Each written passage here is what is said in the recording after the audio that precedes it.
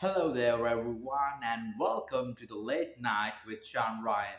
So, today we have a special guest. He is a friend of mine, and obviously, he's a Latino, and he is known as Informadado in TikTok. But he has some accusations that he'd like to make and contribute to our program. So, let's welcome my amigo. Hello there, my friend. How are you? Thank you, Sean, for inviting me to your show. It's a pleasure to meet you. About myself, my name is Caio. I am from Brazil. Currently, I live in Valencia, Spain, where I'm very happy living with my wife. She's a Russian violinist and the love of my life, and we're very happy together here living in the same country. I wanted to share a sad thing that happened to me. It was probably the most traumatic, and I will try to break this down because it's a little bit complicated, okay?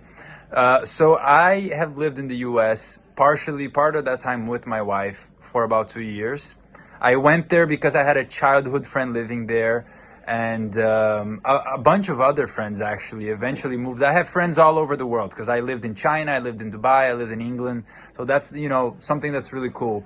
And I've been meaning to do my physiotherapy masters, and I found a postgrad that was very good in Florida. So there I went, and eventually I got in a car crash, right? So I was there living the American dream, super happy. The first few months, boom, a car came into me. It was an intersection. It was an elderly driver. I think he was 70 years old.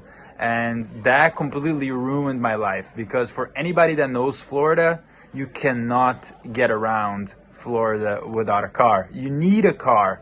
And once I had bought that car with everything that I had, for it to be completely smashed and destroyed within a second, that was very tough. That was very, very tough. And for anybody also that knows, the law kind of works very, very slow. I was given a car for like 2 weeks by my insurance company, and but then that's it. That I was on my own, and it was very, very tough. I couldn't make it to university, right? So that was a big issue.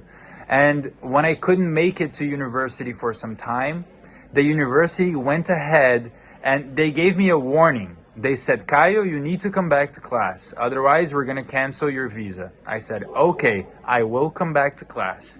I went back to class whenever the first opportunity that I could. It wasn't that long after, the threat. And what happened? They canceled my F1 and they didn't tell me. Okay? Which means that I shouldn't be able to study at the university. But I did. I studied it for like 6 months more.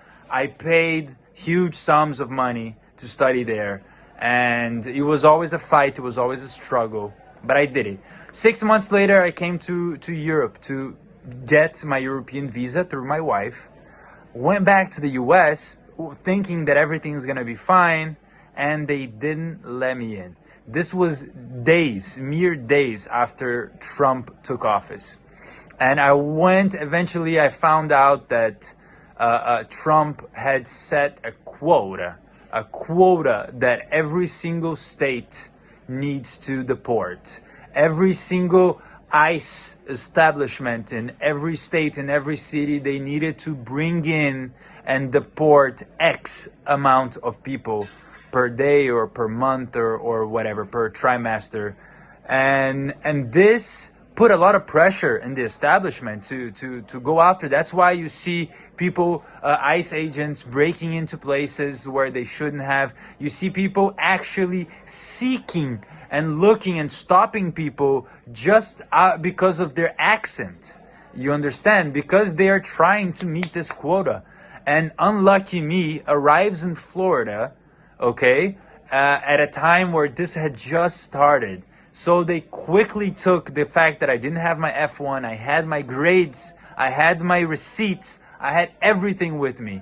And they locked me in a freaking cage. And like I had prostitutes and pimps and drug smugglers next to me. Like I was put on that level, a student that didn't have it's unbelievable. I couldn't even, if I truly believe that if it was other times, they would have let me in and they would have said, you have 7 days to leave the country. I could have taken my car, driven to Mexico, or taken a short flight the next day to the Bahamas or another country nearby that I could quickly get my F1. This is not a huge deal, but because of this quota, because of this pressure that they had, it all came tumbling down, and I got deported. Can you believe it? After spending thousands of dollars,